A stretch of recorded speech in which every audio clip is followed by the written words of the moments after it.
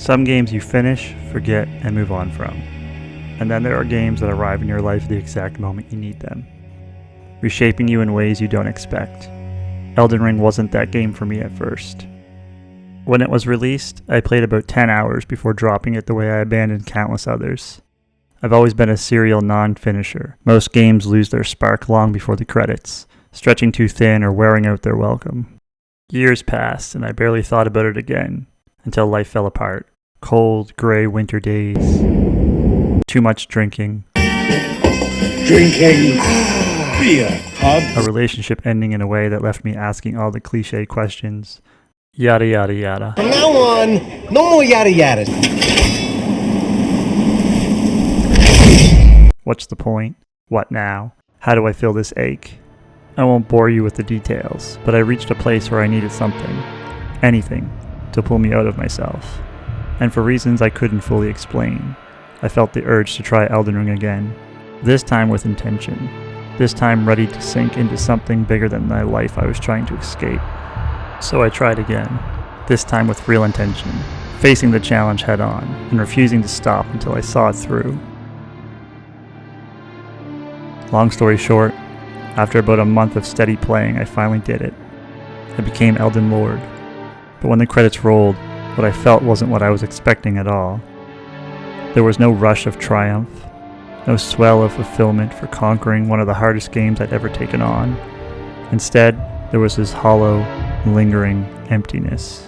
Instinctively, I tried to fill it by diving straight into another game. Something, anything, to keep the momentum going, but that didn't work. I stopped playing that one. And then I tried another, and the same thing happened. And then another. It became a pattern. Start, stop, feel nothing. Eventually, I finally understood what was happening. Finishing Elden Ring doesn't just end a playthrough. It leaves behind a kind of psychic crater, a void carved out by the scale, the mystery and the sheer emotional weight of that world. Almost any game that comes after feels strangely small, weightless, or faint by comparison, like stepping out of a dream you aren't quite ready to wake up from.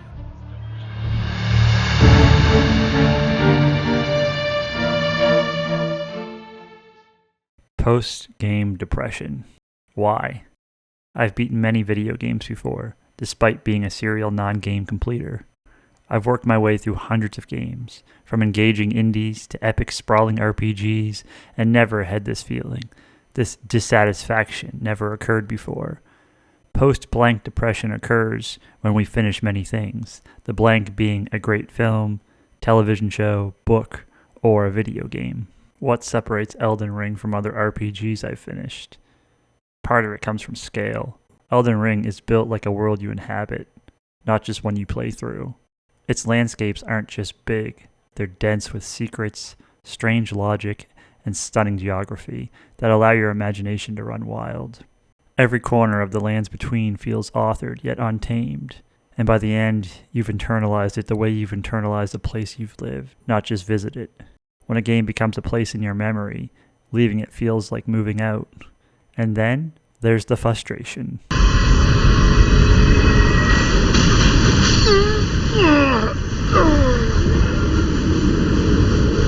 Elden Ring trains you to endure frustration with the promise of revelation. Every triumph feels earned, every discovery feels personal. The highs are incredibly high, and they come only after true effort. That emotional pacing creates a very specific dopamine architecture: slow burn anticipation, sharp breakthrough, quiet awe. When you move on to another game, especially something more guided or forgiving, that entire rhythm collapses. Other games may be fun, generous, or polished, but they don't hit those same deep psychological levers of tension, curiosity, and fear. While putting my thoughts together on this feeling of loss, of grief, or missing piece after finishing Elden Ring, I was reminded of the Ben Shahar book Happier, which deals with how us, as humans, relate to goals, pleasure, and meaning. The book argues that happiness comes from both present pleasure and future meaning, which aligns pretty well with a game like Elden Ring. While playing, you as the player experience challenge, growth, exploration rewards, and direction. This is what Ben Shahar calls the full benefit life, enjoying the moment while moving towards the goal. For a month, Elden Ring gave me a vast open world with goals, high challenge that demands me as a player get better in order to overcome the game's difficulty, a sense of mastery or progress as I find each new location or learn the complicated pattern of the game's many bosses, and most importantly, a world that feels as though it responds to my curiosity. With that being said, my experience in Elden Ring isn't just beating bosses, it's learning their patterns, exploring a world that feels impossible, and gradually, over the course of my playtime, mastering a world that once overwhelmed me, moment by moment, discovery by discovery. No one told me exactly where to go. There was no yellow paint or clear indication markers as to where it's best for me to go next.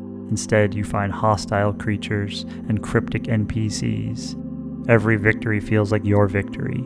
You built your own path through this mythic world. And as the book emphasizes, authentic accomplishment. Happiness increases when accomplishments feel earned and self-created. Or another way to look at it, the more personally meaningful something is, the harder it is to let go. For weeks, the lands between became a place I returned to with a sense of purpose. Not a forced purpose, but the kind of purpose that feels self-created.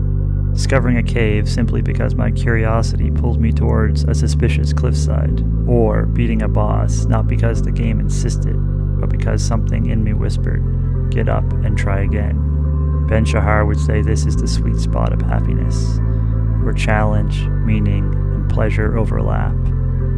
I'm not just playing a game, I'm participating in a ritual of growth. And then one day, the ritual ends.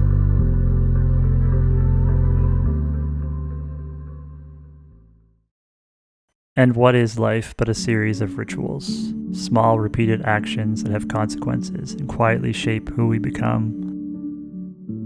Patterns are the framework that hold everything together, that give our day-to-day structure and meaning. From small things such as how we make our coffee or how we get to work, to larger, more meaningful things like birthdays and holidays with loved ones that act as rituals to help us mark the time and accept change. Even our relationships are built out of rituals, tiny repeated moments that become the heartbeat of our lives with someone. The shared meals, inside jokes and gossip, the nightly check-ins. These small rituals create a rhythm, and so when that relationship ends, it isn't just the person you lose, it's the entire pattern of living that shaped your life.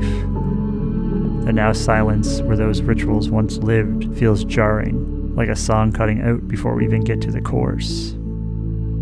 Moving on is hard, not because we can't accept the ending, but because we're learning to live without a familiar framework that once helped anchor us.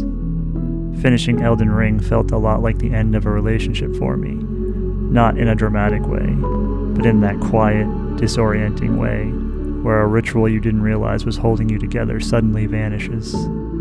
I'd spent so long waking up thinking about where to explore next, who to fight, what mysteries were still waiting for me. Became a kind of companion, a steady partner I could lean on, and when the credits rolled, that ritual collapsed.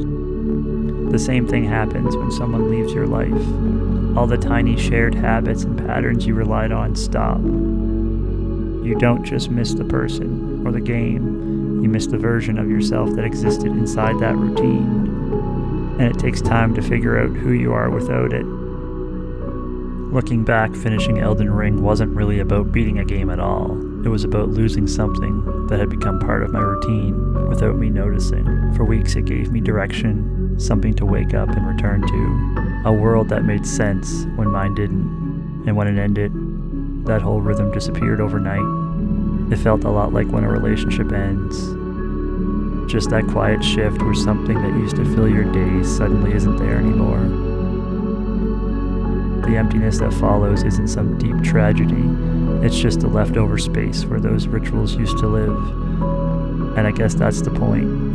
New rituals take time to build, and you can't force them. Eventually something else comes along. Another world, another routine, another version of yourself, and little by little, the gap doesn't feel so huge anymore.